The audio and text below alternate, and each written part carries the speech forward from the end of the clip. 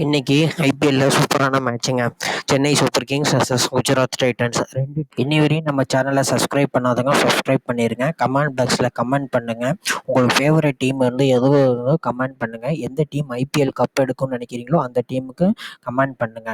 நம்ம சேனலை கண்டிப்பா மறக்காம சப்ஸ்கிரைப் பண்ணிடுங்க. ஃபர்ஸ்ட் மேட்சை வின் பண்ணிருச்சு. இந்த மேட்ச் வந்து நல்ல எதிர்பார்ப்பா செப்பாக் ஸ்டேடியத்தில் நடக்க போகுது. ரெண்டுமே வந்து புது கேப்டன் சீசனுக்கு. ருத்ராஜ் கைக்வாடும் புது கேப்டனு, சுப்மான் கில்லும் புது கேப்டனு. ஃபர்ஸ்ட் மேட்ச் வந்து சென்னை சூப்பர் கிங்ஸ் வந்து பெங்களூர் ராயல் சேலஞ்சர்ஸ் பெங்களூர் கம்ஃபர்டபுளாக வின் பண்ணிட்டாங்க. ஜெயிச்சு நல்ல கான்ஃபிடென்ஸில் இருக்காங்க. இன்னைக்கு செகண்ட் மேட்சை வந்து விளையாட போகிறாங்க. ரெண்டாவது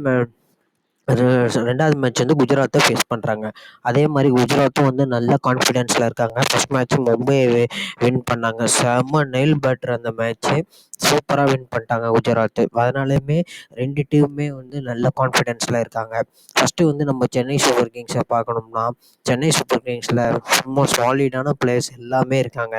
ரச்சின் ரவீந்திரன் இருக்கார். குஜராத் கைகோட வந்து ஃபஸ்ட் மேட்ச் தான் ஃபெயிலியர் ஆகிட்டார்.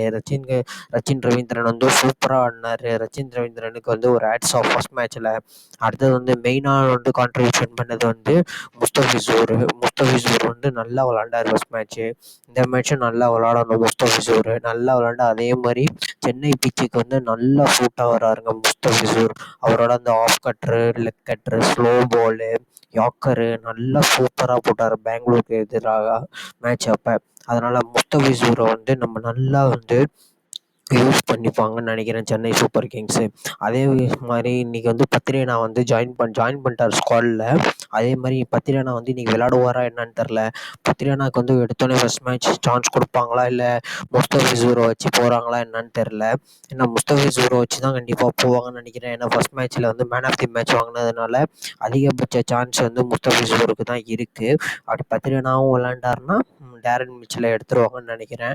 டேரன் மிச்சல் வந்து ஃபர்ஸ்ட் மேட்ச் சரியாக விளாட்ல. அதனால் மேக்ஸிமம் சான்ஸ் வந்து யாருக்கு இருக்குன்னா பத்திரேனாவுக்கு தான். பத்திரேனா விளாண்டார்னா பத்திரேனா விளாடுவார். அப்படி பத்திரேனா விளாட்லன்னா டேரல் மிச்சல் தான் விளாடுவார். பார்ப்போம்.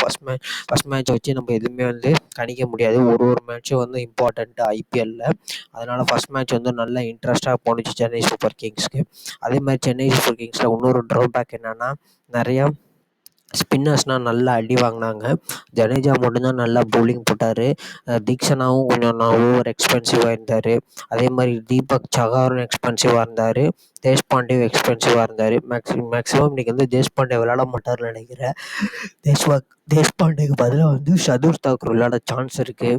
ருத்ராஜ் கைக்வாடு எப்படி வந்து தோனி மாதிரியே டீம் அதே மாதிரி வின்னிங் காம்பினேஷன்லேயே போவாரா இல்லை மாற்றுவாரான்னு தெரில. அது வந்து இப்போ இன்றைக்கி மேட்ச் பார்க்கும்போது தான் தெரியும். டாஸ் போடும்போது தான் தெரியும் என்ன பண்ண போகிறாருன்ட்டு. இன்றைக்கி மேட்ச் வந்து சென்னையில் தான் நடக்குது. சென்னை க்ரௌடை பற்றி சொல்லவே இல்லை. சொல்லவே தேவையில்ல. ரொம்ப எக்ஸைட்டிங்கான க்ரௌடு. ரொம்ப வெறித்தனமாக இருப்பாங்க சென்னை ஜெயிக்கணுன்ட்டு. குஜராத்துக்கு வந்து இன்றைக்கி கொஞ்சம் டஃப்பு தான். ஏன்னா அவங்க வந்து நல்லா விளாடி ஆகணும். பார்ப்போம் குஜராத் எப்படி விளாட்றாங்கன்ட்டு. அந்த சைடு பார்த்தா குஜராத் டீமே நம்ம வந்து குறை சொல்லிட முடியாது. குஜராத் டீமில் தான் முக்கால்வாசி தமிழ் பிளேயர்ஸ் அங்கே தான் இருக்காங்க. நம்ம சாய் கிஷோர் இருக்கார், சாய் சுதர்ஷன் இருக்கார், ஷாருக் கான் இருக்கார், விஜய் சங்கர் இருக்கார். அவங்களுக்கு வந்து சென்னை பிச்சை வந்து நல்லா ப்ரெடிக்ட் பண்ண தெரியும். சென்னை பிச்சில் தான் விளாண்டுருக்காங்க நிறையா. அதனால் இன்றைக்கி கேம் வந்து முக்கியமான கேம் வந்து சாய் கிஷோர். ஏன்னா ஃபர்ஸ்ட் மேட்ச்லேயே அவர் தான் வந்து மேட்சை திருப்பினார் குஜராத்துக்கு. மும்பைக்கு எகென்ஸ்டாக விளாடும்போது குஜராத் சைடுக்கு வந்து மேட்சை திருப்பினது வந்து நம்ம சாய் கிஷோர் தான். அதனால் சாய் கிஷோருக்கு வந்து இன்றைக்கி மெயினான மேட்சாக இருக்கும். அவர் சென்னையிலேயே நல்லா விளாண்டுருக்காரு. சென்னையோட கேப்டன் வேறு, தமிழ்நாடு கேப்டன் வேறு ஐபிஎல்ங்கிறேன் ரஞ்சி ட்ராஃபியில். அதனால் சாய் கிஷோருக்கு வந்து இன்றைக்கி முக்கியமான கேமாக இருக்கும். அதே மாதிரி சாய் கிஷோரும் லோக்கல் பாய் தான். விஜய் சங்கரும் லோக்கல் பாய் தான். ஷாருக் கான் விளாட்றாரா என்னன்னு தெரில.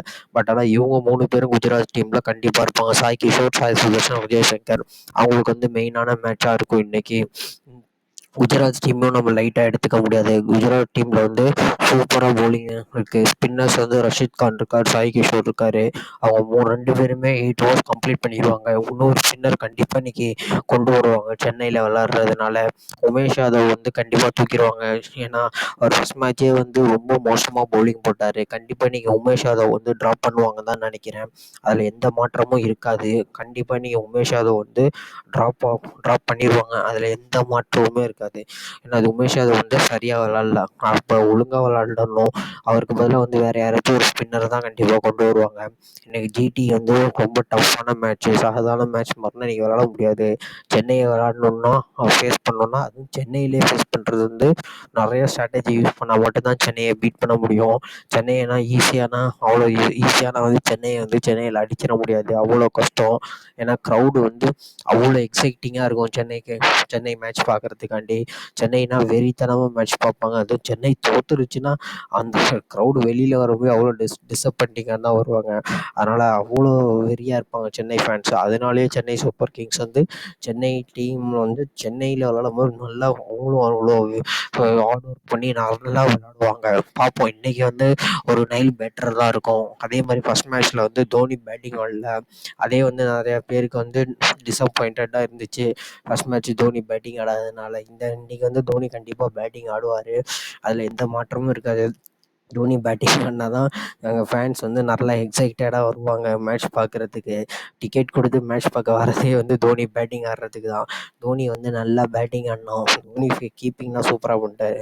அங்கே வந்து மேட்ச் பார்க்க பாதி பேர் வர்றது வந்து யாருக்குன்னா, தோனி வந்து எப்படா பேட்டிங் விளாடுவார், எப்படா பேட்டிங் வருவார்லேருந்து எல்லாம் அந்த சவுண்டு தோனி என்ட்ரு ஆகும்போது அந்த க்ரௌடு வந்து என்கரேஜ் பண்ணுவாங்க பாருங்கள்.